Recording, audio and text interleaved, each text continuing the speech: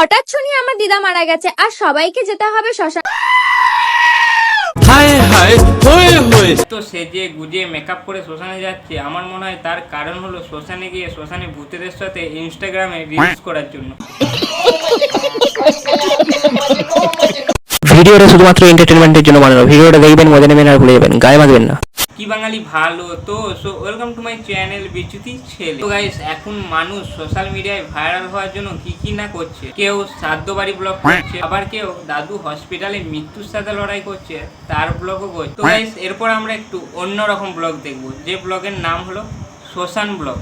তো চলো বেশি না বকে ভিডিওটা শুরু করা যাক।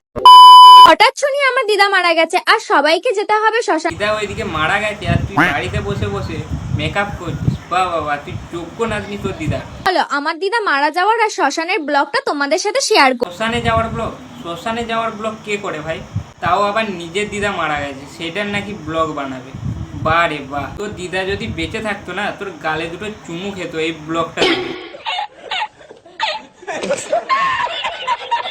আর শ্মশানে গিয়ে কি হয় তো চলো পুরো ভিডিওটা দেখতে থাকো, সবটাই শেয়ার করব তোমাদের সাথে। শ্মশানে কি হয় সেটা আমরা সবাই জানি। শ্মশানটা ঘুরে বেড়ানো বা ব্লগ বানানোর জায়গা না, শ্মশানটা মৃতদেহ পোড়ানোর জায়গা, তোর ব্লগ বানানোর না, পাগল চুল। ভেবেই পাচ্ছিলাম না কোন ড্রেসটা পরবো। ছেঁড়া বস্তা পড়ে যাবে, এটাই তোর জন্য ঠিক আছে। দিদা মারা গেছে সে খবর শুনে কোথায় কান্নায় ভেঙে পড়বে, তা না করে ভাবছে কোন ড্রেসটা পরবে। তুই কোন গোয়ের প্রাণী? তারপরে আমি ভাবলাম যে আমার তো একটা সুন্দর ড্রেস আছে। কথা বলতে বলতে ওরকম ব্যাঙের মতো লাফাচ্ছে। এটা দেখে মনে হচ্ছে দিদার মৃত্যুর খবর শুনে বিশাল খুশি হয়েছে, বিশাল। আর ওত পেতে বসেছিল কবে দিদা মরবে, সেটার ব্লগ বানিয়ে ও সেটা আপলোড করবে। আমি ভাবতেই পারিনি আমার দিদা আমাকে ছেড়ে চলে যাবে। একদম ভাবতে পারিনি, তাই না? আমরাও ভাবতে পারিনি কেউ নিজের দিদার মরার ব্লগ এইভাবে নিচে নিচে করতে পারে। আমার এইটা ভেবে খুবই খারাপ লাগছে যে আমার দিদা আমাকে ছেড়ে চলে গেছে এই দুনিয়া ছেড়ে। এতটাই খারাপ লেগেছে দিদার মরার খবর শুনে আগে মেকআপ করতে বসেছে। এতটাই কষ্ট হচ্ছে যে চোখ থেকে এক ফোঁটা জল অবধি পড়ছে না। সবারই একদিন না একদিন উপরে যেতে হবে, এইটা নিয়ে মন খারাপ করে আর কিছুই হবে না। হ্যাঁ, মন খারাপ করে কি হবে? এক বোতল খাও আর পড়ে থাকো।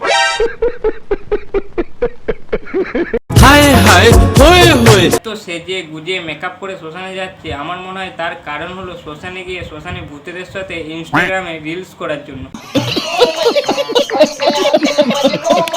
মন খারাপ করে আর কিছুই হবে না, এইটাই নিজের মনকে বুঝ দিচ্ছিলাম। তাও মনটা কেমন করছে দিদার জন্য, খুবই কষ্ট হচ্ছিল আমার। ওকে এক ফোঁটা জল নেই, মুখে এক ফোঁটা শোকের ছায়া নেই দিদার জন্য, এতটাই কষ্ট হচ্ছে। আর নেচে নেচে মেকআপ করছে শ্মশানে গিয়ে ভূতেদের সাথে ইনস্টাগ্রামে রিলস বানাচ্ছে। আমার ছোটবেলার থেকে যার সাথে এত কথা এত কিছু, যাকে আমি সবকিছু শেয়ার করতাম, হাসি মজা দুঃখ, আমাকে কত রকম গল্পও বলতো। যে তোকে এত ভালোবাসতো, এত গল্প শোনাতো, তার জন্য একটুও মায়া হচ্ছে না তোর? তোর বাবা মা এখনো তোকে মানুষ করতে পারেনি। নিঃসন্দেহে তুই ঠিক কথা বলেছিস। এইদিকে আমি মেকআপ করতে করতে দেখো মেকআপটা কি হয়ে গেছে, কারণ আমার এত টেনশন এত কষ্ট হচ্ছে আমার দিদার জন্য। এদেরকে আর কিছু না, ঝেঁটা দিয়ে মারলেই সব সুধরে যাবে।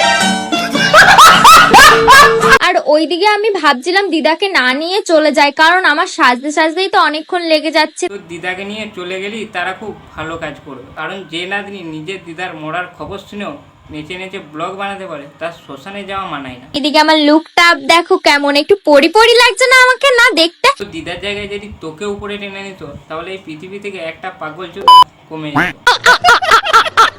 ফাইনালি আমি শ্মশানে চলে এলাম। ভেবে খুবই খারাপ লাগছে যে আমার দিদা আমাকে ছেড়ে চলে গেছে এই দুনিয়া ছেড়ে। এরা কোনোদিন শুধরাবে না। তো গাইস, আজকের ভিডিওটা এতটুকুই। ভিডিওটা তোমাদের কেমন লাগলো সেটা কমেন্টে জানিও। ভিডিওটা ভালো লাগলে ভিডিওটাতে একটা লাইক করে দিও। আর এখনো পর্যন্ত চ্যানেলটা সাবস্ক্রাইব না করে থাকলে চ্যানেলটা সাবস্ক্রাইব করে দিও। তো চলো দেখা হচ্ছে নেক্সট ভিডিওতে। আজকের জন্য টাটা।